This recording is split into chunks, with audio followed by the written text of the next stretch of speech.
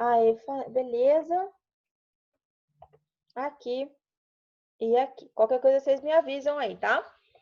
Então, o que acontece com os tais dos protozoários? Esses bichos, ou essas criaturas, é melhor falar assim, eles ainda têm um ponto de interrogação aí na cabeça dos cientistas que a gente não tem bem certeza onde é que eles se encaixam. Na classificação do Whittaker, que é uma classificação mais antiga, o vestibular usa meio ela e meio classificações novas, mas a gente parte do Whittaker lá, foi um dos primeiros caras a separar os grupos em 5 reinos. O que o Whittaker fala? O Whittaker fala que tem planta, o Whittaker fala que tem fungo, o Whittaker fala que tem animal e o Whittaker fala que tem moneira, que tem as bactérias lá. Planta, quem faz fotossíntese é a pluricelular. Fungo, digestão extracelular, parede celular de quitina e não faz fotossíntese. Animal, pluricelular e necessariamente com digestão. Tem digestão, tem heterotrófico. Ele precisa se alimentar de algum outro ser vivo aí. Então, animal heterotrófico, fungo heterotrófico, planta autotrófico. Moneira tem autotrófico e heterotrófico. Cianobactéria, autotrófico. Outros indivíduos dos moneiras são heterotróficos. E aí, o que acontece ali dentro dos protozoários? Os protozoários é uma mistura de organismos que não se encaixava em nenhum deles. Ele chamou tudo de protozoário ou de protista. Então, quem que seriam os protistas lá para o Whittaker? Protista é aquele indivíduo que pode ser uni ou pode ser multicelular. A gente vai falar das algas multicelulares hoje. Então, ele pode ser uni ou multicelular. Ele pode ou não apresentar vacúolo digestivo, vacúolo pulsátil. Esse vacúolo pulsátil, a gente vai falar um pouquinho sobre ele, a maioria dos organismos de vida livre apresenta, mas existem protistas que são parasitas que não vão apresentar vacúolo pulsátil. Então, não existe uma característica muito boa para definir protista. Hoje em dia, o que a gente usa nesses últimos anos aí, tem se usado essa classificação, que é a da dona Baldalfi. Ela veio aí para bagunçar ainda mais a nossa cabeça. Ela ainda chama a planta de... As plantas aí estão num grupinho bem fechadinho, os animais estão num grupo genético aí junto com os fungos, e o resto tudo é protozoário, entendeu? Isso aqui a gente está falando só daqueles que possuem carioteca, ou seja, os eucariotos. Então, dentro dos eucariotos, a gente teria as plantas, os animais e os fungos meio parentes, e o resto é tudo protozoário, para vocês entenderem mais ou menos como a gente não tem uma característica que defina exatamente o que é esse tal desse grupo de protozoário. Então, a gente vai olhar grupo por grupo. A gente vai olhar espécies ou tipos celulares específicos. Quando a gente olha para o primeiro grupo que vem na nossa cabeça, ou em protozoário, é a famosa ameba. A ameba é um protozoário, tá?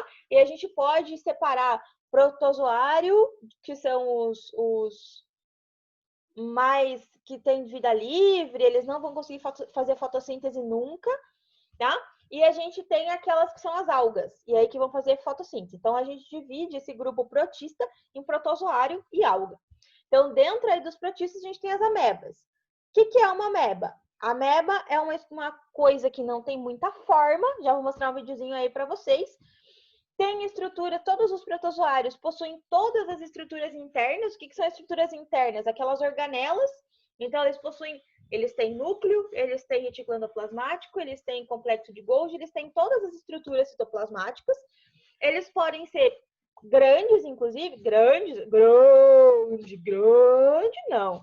Mas eles conseguem ser visíveis a olho nu ou não, tá? A maioria dos grupos são microscópicos, mas existem alguns indivíduos que são macroscópicos, a gente consegue enxergar sem o microscópio. A gente não consegue ter uma característica alimentar única. Existem organismos que vão fazer fotossíntese, existem organismos que só vão se alimentar de outros organismos, ou seja, vão ser heterotróficos. Eu tenho organismos que são só autotróficos e eu tenho organismos que têm a capacidade de fazer os dois, que conseguem escolher quando e como eles vão se alimentar, se eles vão ser autotróficos ou heterotróficos. Quanto à reprodução, a gente também não consegue padronizar. Cada grupo apresenta um tipo de reprodução, apresenta um mecanismo de reprodução. Mas uma coisa que eu queria deixar clara aqui para vocês é que a gente coloca, a gente aprende lá na escola, de que a reprodução ela é sempre feita por meiose, a gente tem isso na cabeça, de que a meiose sempre forma gametas. Meiose só forma gametas em animais, no filo animalia. Quando a gente fala de meiose nas plantas, a meiose nas plantas forma esporo.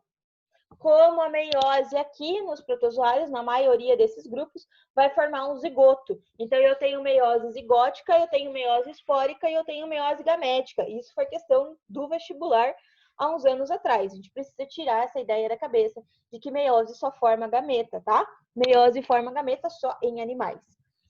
Uma coisa que a gente pode dizer que todo protozoário tem é carioteca. É aquela estruturinha ali que vai proteger o DNA dentro da célula, impedindo que ele se degenere ou que ele sofra algum tipo de alteração.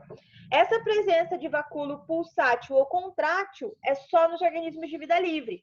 Quando a gente fala de organismo parasita, que vai causar um monte de doença aí, a gente vai falar sobre essas doenças, o vacúolo pulsátil ele não é encontrado em organismos parasitas e nem em algumas algas. Tá? Então, não são todos os nossos protozoários que vão apresentar aí essas estruturas de controle osmótico. Como assim controle osmótico? Vou compartilhar uma outra tela aqui, que é a tela do YouTube.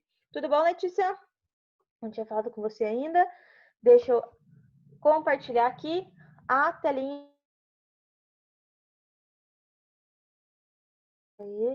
Aí, voltei.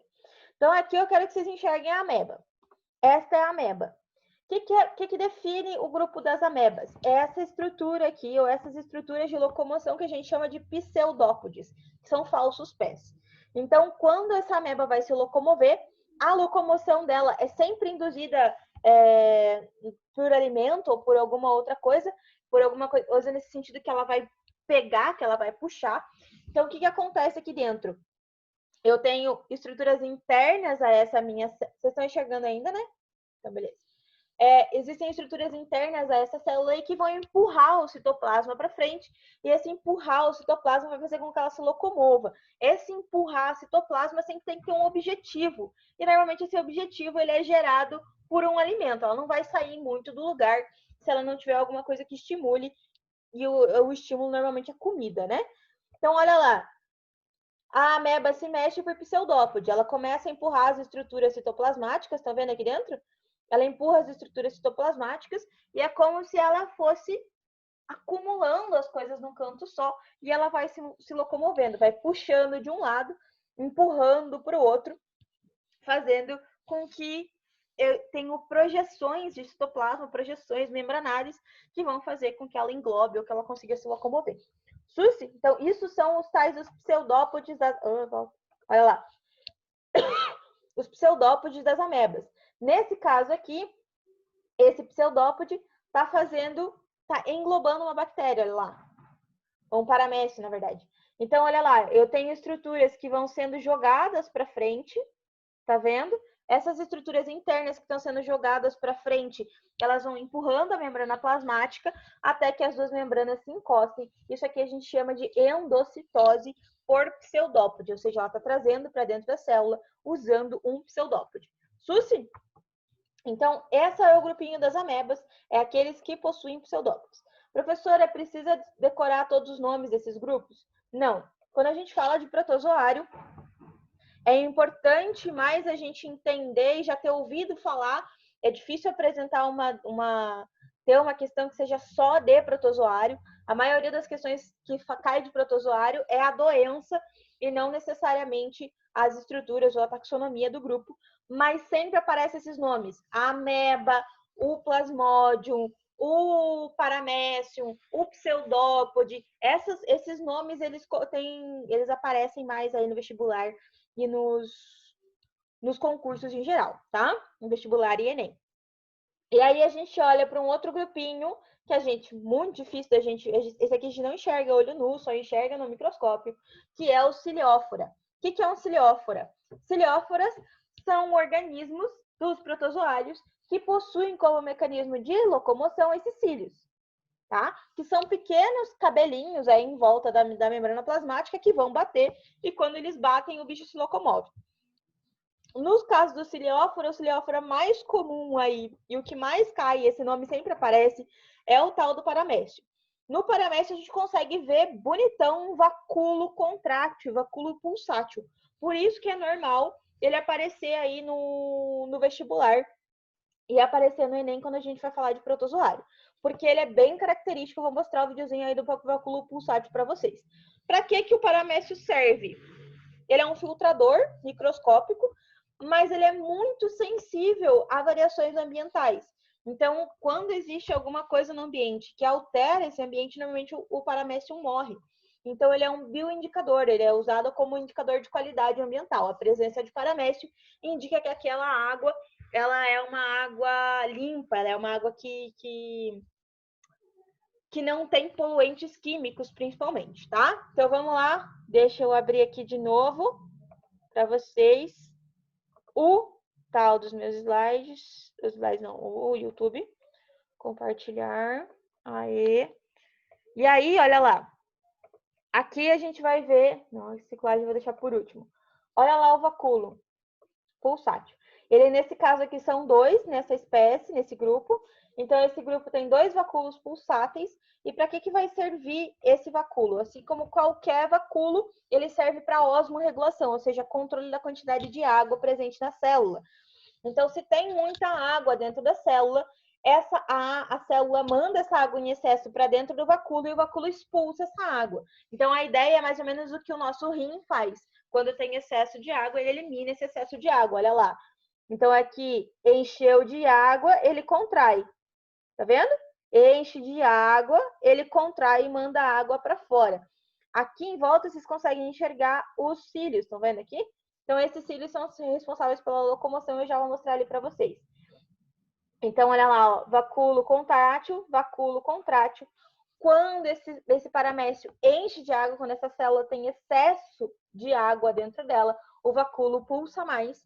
Se tem pouca, se ela está num meio onde a concentração de água é mais igual, é mais isotônica, então esse vacúolo pulsátil trabalha menos. Então, quanto esse vacúolo vai trabalhar vai depender das concentrações que ele tem em relação com a água, tá?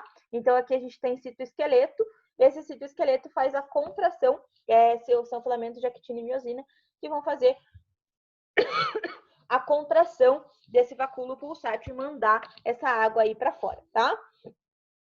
Não, deixa eu aqui.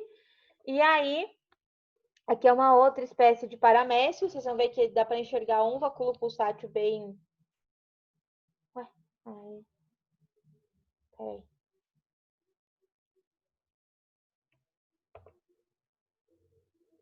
Ele saiu de onde eu queria. Volta. Ué? O que aconteceu aqui? Paramécio vacúolo?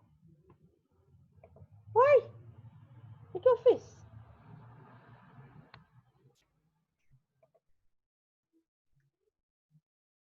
Aí. Aí o que acontece aqui? O paramécio em específico tem uma outra característica que ela é muito usada aí dentro da biologia celular, para a gente trabalhar a biologia celular, que é a capacidade de fazer vacúolos alimentares. Vacúolos, na verdade, o nome vacúolo alimentar ele não é um nome muito bom de usar. A gente usa vesícula alimentar, tá? Ou fagossomo. Então, os paramécios têm uma estrutura que lembra uma boca, ou a ideia é semelhante à de uma boca. Então, vocês vão enxergar que aqui ele está batendo muito esses cílios. E quando ele bate os cílios, ele traz água para dentro. E junto com a água vem bactéria. O que vai acontecer aqui? Esses vacúolozinhos digestivos, eles são depois fragmentados e são unidos aí com lisossomos. E aí acontece a digestão desses vacúolos para alimentação desses bichos. E aí, olha lá, ó, enche de água, ele se solta aqui. Tá vendo? E aí, se vocês olharem para cá, a gente tem a exocitose, ou seja, mandar para fora vacúolos que já não possuem mais, já foram digeridos. Então, olha lá no cantinho. É uma ciclagem muito bem feita dos vacúolos dentro do do paramécio. Tem um outro chegando ali. Então, esse vacúolo está sendo formado enquanto outros vacúolos estão sendo mandados para fora. Olhem para cá, ó. Tá vendo? Exocitose. Ou seja, quando aquele vacúolo já foi digerido, as estruturas internas já foram digeridas, e ele faz essa ciclagem interna de vacúolos, e isso aqui é muito comum de cair para vocês, tá? Que é esse ciclo de entrada de água. Essa entrada de água com nutrientes é feita a digestão. A digestão, ó, ele sai por aqui, faz a ciclagem, chega lá no final, já não possui mais estruturas para serem digeridas, ele já comeu e aquele vacúolo vai embora por exocitose. Então, aqui eu tenho pinocitose e a exocitose lá na frente, tá bom? Esse ciclinho aqui é bem comum de aparecer aí para vocês, aparecer esse nome aí para vocês, esses ciclos de nutrientes ou ciclos de vesícula dentro do paramécio. Então, deixa eu mandar aqui de novo para vocês. Vamos voltar lá para os slides. Então, esses são dois grupos que são de vida livre, tá? A professora tem ameba parasita? Tem, mas as amebas parasitas, elas estão em transição para a vida parasitária, a gente fala. Por quê? Porque elas ainda não são totalmente parasitas, tá? Existem alguns grupos, a maioria dos grupos das amebas são de vida livre. Elas podem gerar, pouquíssimas espécies podem gerar doenças, e elas ainda não são as melhores parasitas do mundo, elas ainda estão se transformando em parasitas, mas a gente já chega lá. E aí a gente começou a falar das algas. Precisa se preocupar com a alga? Não, tá? Por que vocês não precisam se preocupar especificamente com as algas? As algas, elas não caem a taxonomia da alga, o formato da alga, mas é a gente entender que esses organismos, primeiro, quando a gente está falando de organofícias, são os maiores produtores de oxigênio do planeta. Então, elas ganham aí da floresta, da mata amazônica, da floresta amazônica, que é o pulmão do mundo, entre aspas, que de pulmão do mundo não tem nada, e sim o mar é quem produz a maior quantidade de oxigênio que a gente consome. Então, quem produz esse oxigênio são essas euglenovícias, e elas têm a capacidade de se ter uma endossimbiose com alguns moluscos. Então, isso aqui é uma lesma do mar, e dentro dela tem várias algas verdes unicelulares que tem uma relação endossimbiótica aí com vários fungos. Então, euglenofícia, toda vez que você vê a terminação fícia, a gente está falando de algas unicelulares. Essas são as algas unicelulares verdes, elas fazem fotossíntese. Quando a gente fala das crisofícias, são algas unicelulares também. Elas não têm coloração verde, algumas espécies podem fazer fotossíntese em algum momento, mas a maioria das espécies apresenta uma preferência pela alimentação por se alimentar de outra fonte de matéria orgânica, tá? A maioria delas apresentam uma heterotrofia, apesar de poderem fazer a fotossíntese em alguns casos. Podem ser coloniais, e uma das aplicações que a gente consegue encontrar eles, né, para esses grupos, é que essa carapaça, essa parte assim de cima delas, é uma carapaça dura, de sílica, a mesma coisa que a gente encontra na areia do mar, na areia da praia, e ela é muito usada para fazer pasta de dente. Tá? Então, a gente usa em algumas coisas industriais aí para gerar abrasivos mais naturais, tá? Mas não é um grupo que aparece muito, mas esse grupo aqui, ele já é um pouquinho mais comum e mais fácil de aparecer. Por quê? Porque ele tem dois impactos muito importantes na vida do ser humano. Um impacto que é mais bonito, que traz aí um pouco mais traz turismo, esse tipo de coisa, que é a bioiluminescência. Então, existem alguns grupos dos subfilopirrófitas, pirrofícias, que são as algas vermelhas unicelulares, que elas conseguem absorver luz solar durante o dia, a radiação, e durante a noite elas conseguem emitir essa luz de volta. E quando elas emitem a luz, elas geram a bioiluminescência, tá? E existe um ponto bem complicado, que aí é o contrário da bioiluminescência, que é a floração ou a maré vermelha. A floração à maré vermelha, ela é causada, lembra lá, pelos dejeitos de esgoto, basicamente, que quando cai no mar, pode gerar uma reprodução muito explosiva dessas algas E existem alguns grupinhos aí que vão gerar, que essa coloração vermelha vem pelos submetabólicos de ferro que elas liberam. E esses submetabólicos de ferro são neuro e hepatotóxicos, né? Então, eles liberam várias toxinas que acabam causando problemas gerais aí no nosso corpo. No cérebro, nos rins, no sistema digestório, no sistema respiratório, tá? Então, várias coisas podem gerar essa reprodução explosiva, mas principalmente o excesso de matéria orgânica sendo liberada na água, tá? Então, talvez se a gente fosse pegar bem, o único grupo que eu posso falar que cai mais no vestibular, dentro das algas unicelulares, são as pirrofíceas, tá? Que são as que produzem floração amarela vermelha. E aí, clorófita, feófita e rodófita são algas também protistas, só que nesse caso aqui são algas macroscópicas. Algas vermelhas no caso das rodófitas, algas amarelas ou pardas no caso das feófitas e verdes no caso das clorófitas. O que vai diferenciar elas? A quantidade, o tipo de clorofila que elas vão apresentar. Então, as clorófitas apresentam a mesma clorofila que as plantas terrestres. Inclusive, elas são os ancestrais mais possíveis das plantas terrestres. E elas apresentam essa coloração esverdeada por causa disso, além de apresentar o mesmo tipo de reserva das plantas, que é a reserva de amido. Lá nas feófitas, elas têm reserva também de um carboidrato, mas é o manitol, e elas têm um tipo diferente aí de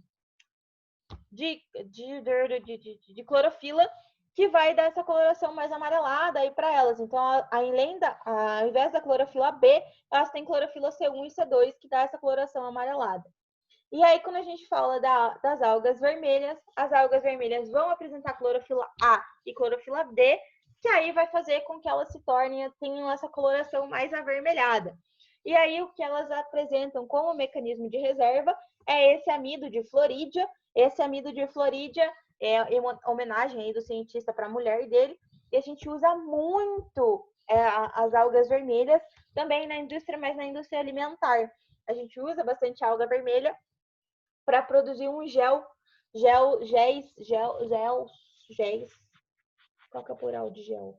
É gel que a gente usa bastante emulsificante, em gelatina vegana, esse tipo de coisa. Sushi, e aí a gente passa a falar talvez da parte um pouquinho mais chatinha e mais importante quando a gente fala de protozoários, que são as doenças. Então, quando a gente fala de doença de protozoário, eu gosto de dividir elas de acordo com o tipo de transmissão. Então, eu dividi elas em 3 tipos de transmissão. Transmissão via vetorial, ou seja, vem com outro animal, com um mosquito, normalmente, é trazida por um vetor. A transmissão de via hídrica, ou seja, ela vem por vias alimentares, ou por água, ou por alimentos contaminados. E a transmissão sexual. Então, são basicamente esses 3 tipos de transmissão que esses bichos vão apresentar. Mas antes de começar os protozoários, as doenças dos protozoários, eu vou começar outra aula lá, porque essa aqui já fechou os 25 minutos, tá? Para eu ter um pouquinho melhor de controle aí do tempo de aula. Suzy? Então, vamos lá para outro link e a gente começa as doenças de protozoários lá no outro link, tá bom? Então, já vejo vocês em 5 minutos, menos de 5 minutos, 2 minutos, pra gente sair daqui e ir pra lá, tá bom?